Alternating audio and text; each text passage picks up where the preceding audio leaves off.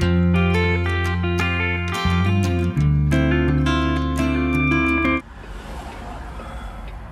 good morning, y'all. I'm sitting down here.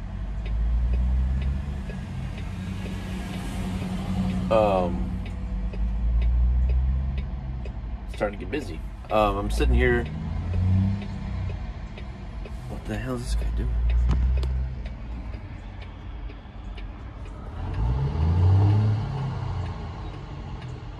Did he just break down?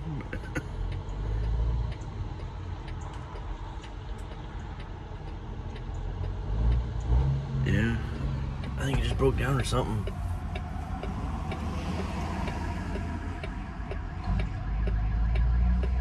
Or he can't find the gear. He went to go around the truck in the middle.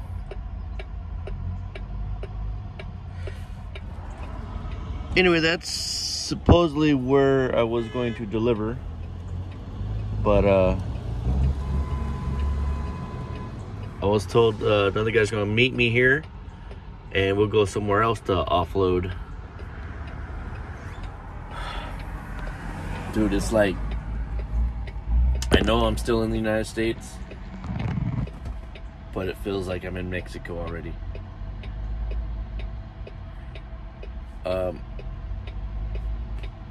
Oh, and even though literally there's no information on the load assignment about a COD or anything like that, but yet, yeah. Apparently I'm supposed to collect money.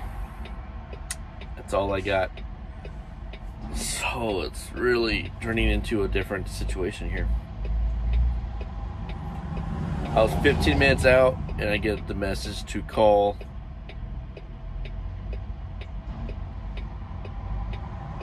and talk to Juan. So then I pull over a call and talk to Juan, and Juan says, show up here, but don't check in. Don't let them know that you're there. We'll be going somewhere else to offload, and I have to go get the money. I'm like, what? This sounds so sketchy. So if you don't hear from me in like a month, I'm just dead. I'm kidding. Yeah, it's just weird. This semi truck, he's screwed. I think he can't find the gear now. I think the clutch went out. Because all I hear is him revving up his motor and he's not going anywhere. He's not catching any gears. But anyway, I'm sitting here waiting on Juan. As soon as I get offloaded, we're going to go drop this trailer off at the utility and wait to see what kind of loads we get going. Hopefully going west. I already spoke with my dispatcher, and so he knows, he sees the message I put out to go west, so he doesn't know what we have, but he'll look into it. Interesting day already. Alright, well, it's been a little bit. Still waiting on a guy. Apparently the guy's name is Kino, and he's supposed to show up. And we will go to another destination to drop this mixer off. He's picking up a check for me. So apparently, lack of communication on this one. When I picked up the load, all I got was an itemized item release form with the signature from the company that I picked it up from. That would be the shipper. I put it away when I was going to show you guys. But I find out now, after speaking with my dispatcher and the guy that I called, that he was going to go get a check. So that made me think instantly, oh, COD. I was not aware of this because it's not on the load assignment. So I filled out, had a hand bill of lading, and you got to put down the COD. And I had my fleet manager message me an address, the mailing address. So as soon as I get to a truck stop, I'm gonna buy envelopes and stamps, fill out the envelope, put in the check, and mail it out. So that gets covered. So yeah, some days you gotta go back old school, all about using the phone, writing stuff out. Old school communication, right? But again, things are good. Could be better. The longer it takes me to get offloaded, the later it'll be for me to get my next load. Hopefully I get something going west. At least the weather, it's not raining, knock on wood. And the sun's not beating down right now. That's another good thing. It's nice and cool. So as long as this trailer disconnects and connects just fine, things will work out. Positive outlook. And I'm a I'm a typical trucker that has certain priorities in mind. I'm already thinking about the tamales next to the truck stop at the Flying J. So if I have to stay the night before I get my next load, I know what I'm having for dinner. And I'm going to need to go for a jog. Because the more I eat, man. Whew. But life is good. Life is good, man. You gotta think positive, look for the good and positives. Ignore all that negative, or it'll catch up to you. It'll just eat you up, and all you'll see is negative. Like right now, I could go on a huge rant and say, man,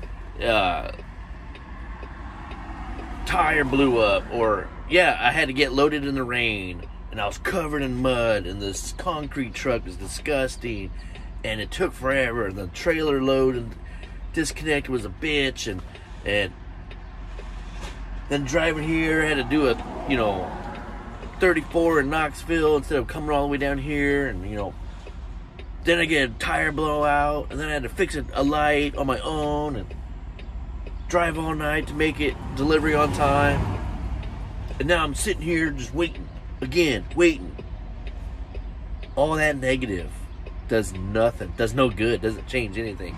So what's the positive side? The weather's good. It's nice and cool. I'm alive. I ate good. I feel good.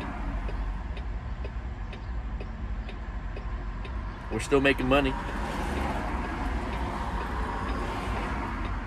So this is John with Green. I'll be rolling. Staying positive. Talk with you later. Alright, so the story keeps changing. So now I am delivering right here. But Tino showed up with the check. It's going to be a little bit crowded in there. So traffic's kind of crazy right now. But I'm going to pull in back into this crowded lot and start disconnecting and try to get this mixer off. So here we go.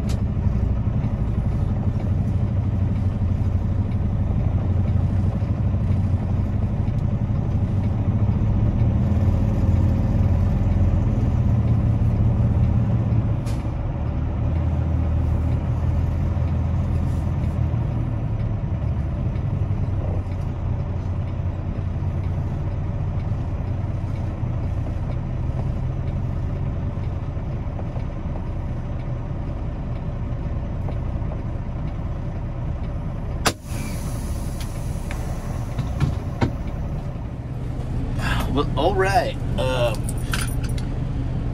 That actually went pretty well. I'm just dirty and hot and sweaty. They're about moving the trucks out of the way, so as soon as this one Peterbilt is out of the way, I could pull out, do a U-turn, and head on out of this yard. Yeah, disassembled just right. I mean, just the way it was supposed to. Got the forearm workout with those binders. Before I put everything away, hell, it took longer to put all the change and binders away than disassembling the gooseneck. The concrete truck had a brake locked up, so I pulled it off, but then by the time I hit the asphalt, you could see that it was dragging. So the owner was so excited about getting this. It's a wore out piece of junk, but it's new to them, so he's excited. So they're gonna put some money into it and shit, get a couple more years out of use out of it down in Mexico. So good for them. Sorry, I put my boots on. Fresh new shirt, cleaned myself up. Gotta put my boots back on. I don't step back there with my muddy boots. Got my little Gatorade.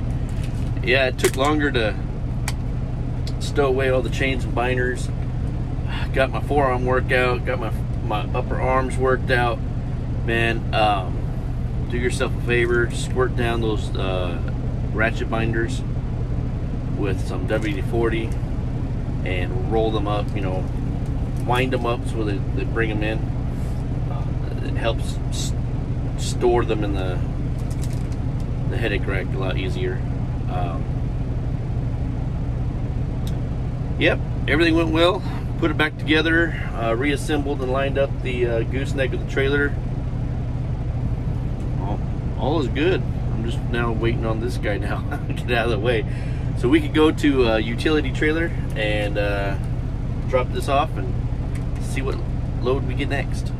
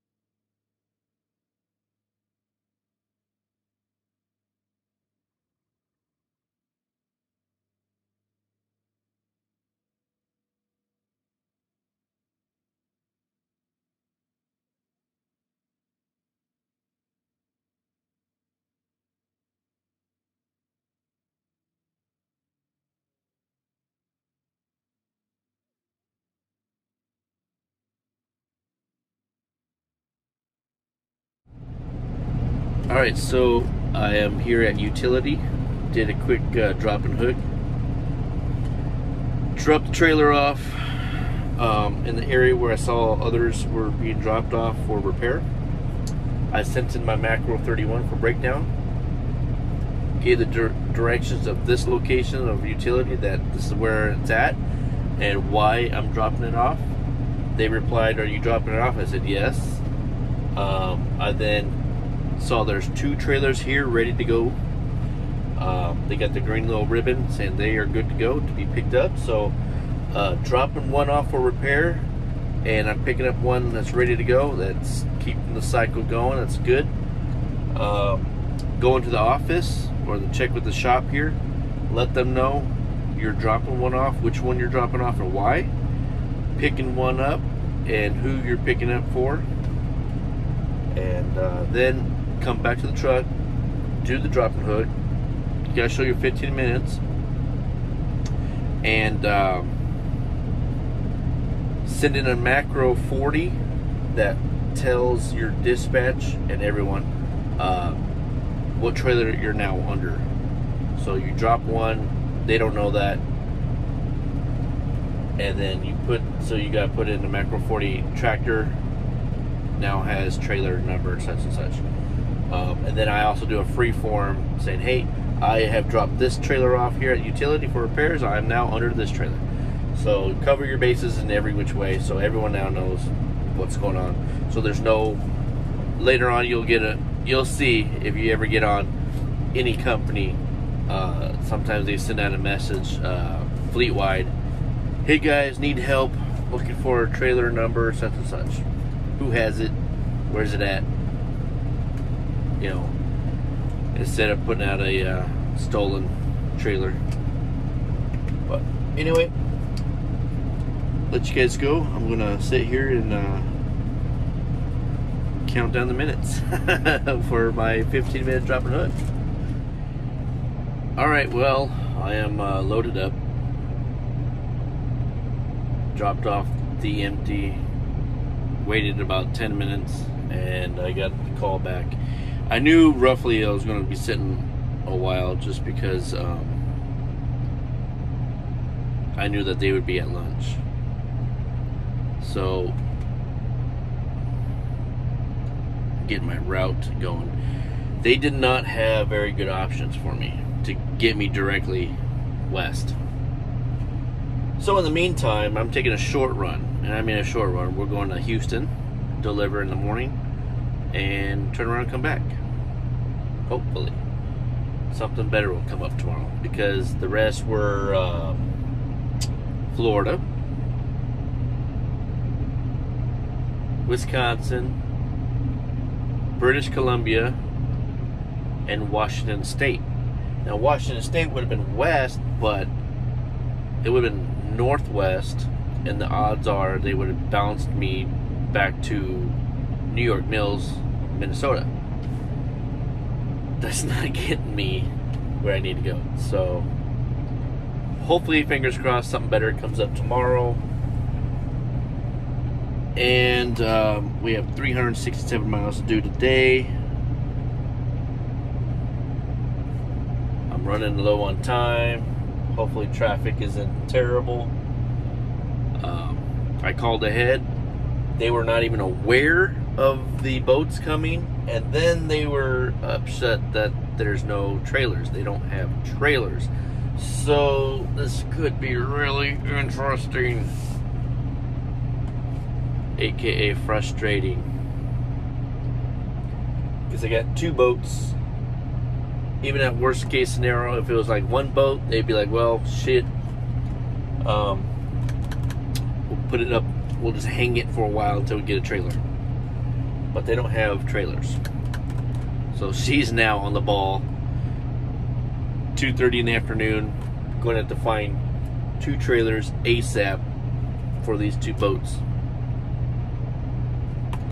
That's why, one of the reasons why they want us to call, to let them know 24 hours in advance. Well, if it's a short run like this, how do you get 24 hours? You really don't. Or you pick up on Friday and then you drive all weekend and you're there first thing in the morning, Monday, if they're open. Sometimes some of the places are closed on Mondays. So you don't really give them, you don't really have a chance to give them 24 hours notice because they're closed.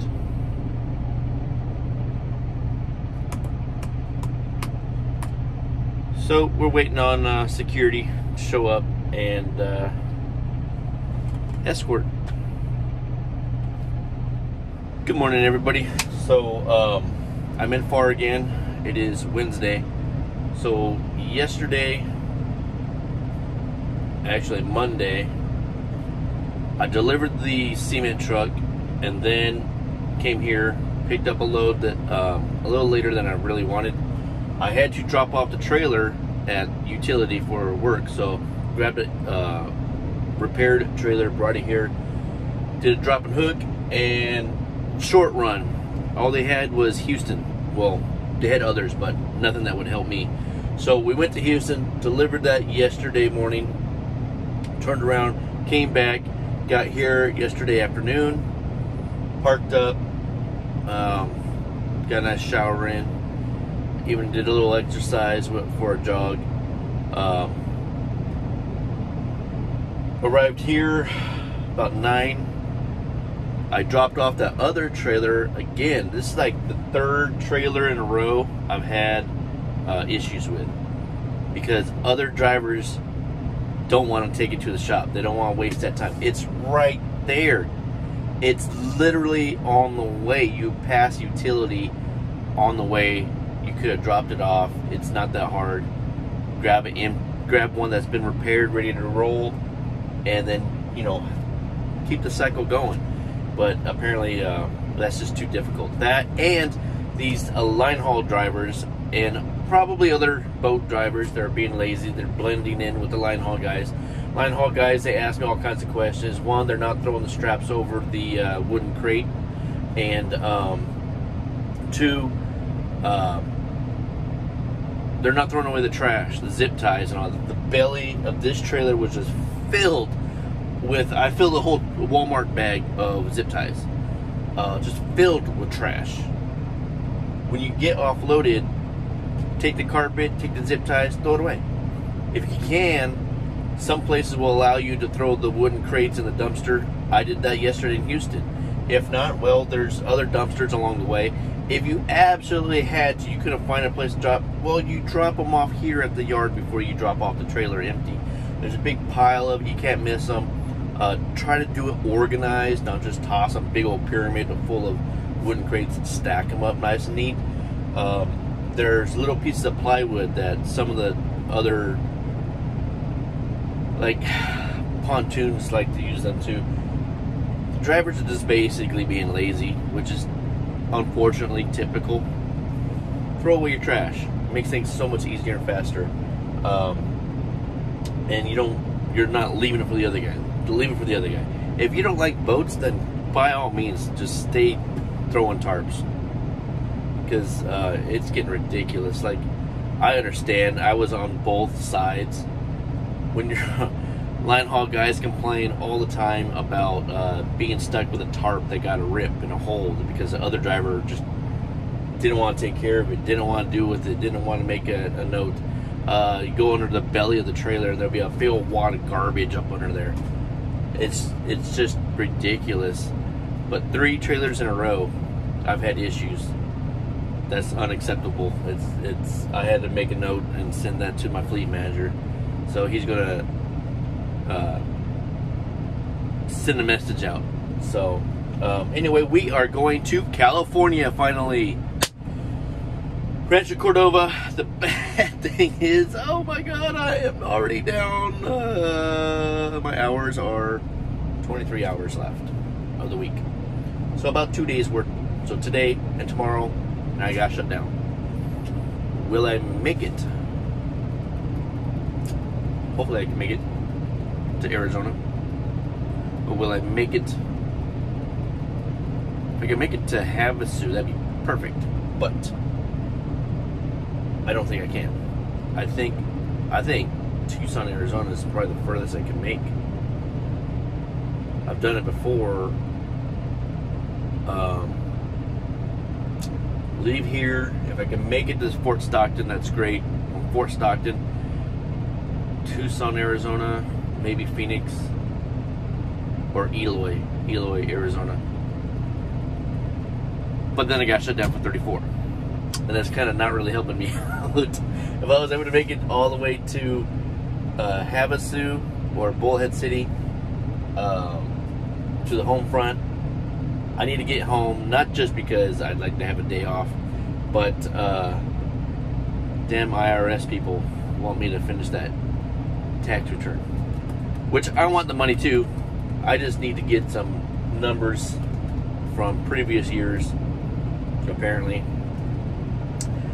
Fill that out, send it in, and wait for my direct deposit, and crack open a cold one or 2 or 6 while I'm home.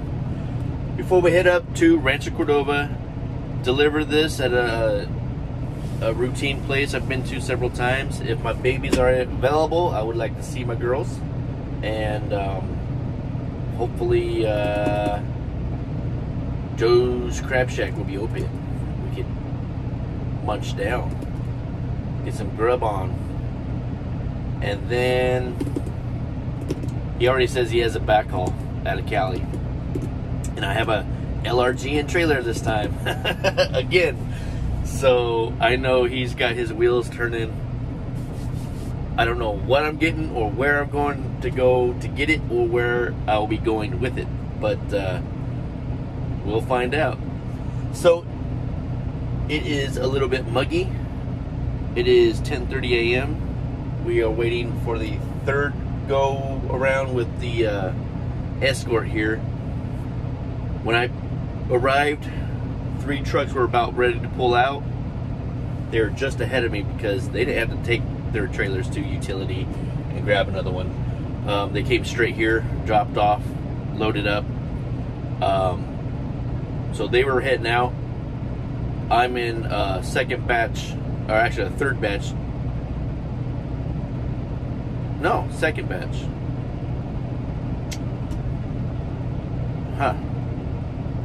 Second batch of 3 trucks rolling out.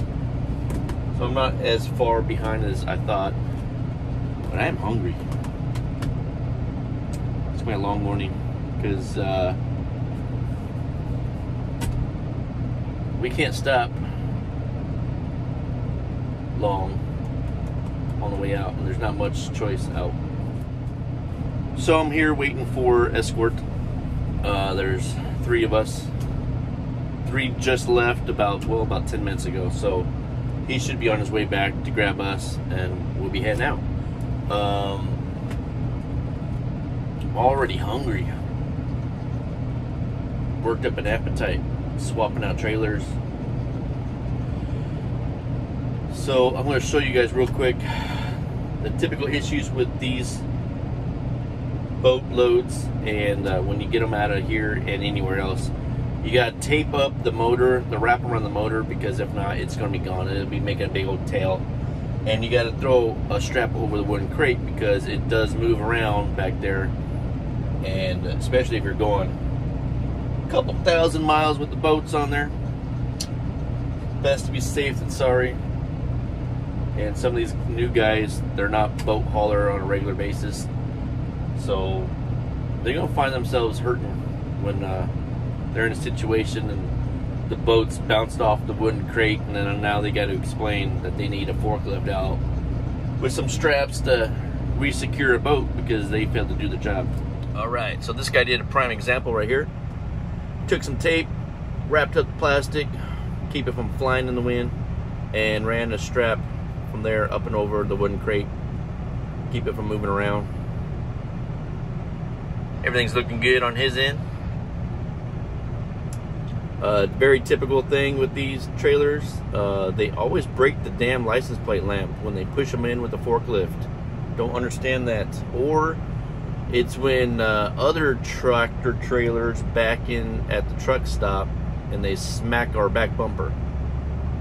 That's also very possible. But anyway, this is John with Green Out Be Rolling, sitting here in Pharr, Texas, waiting for our Escort, California bound, Talk to you later.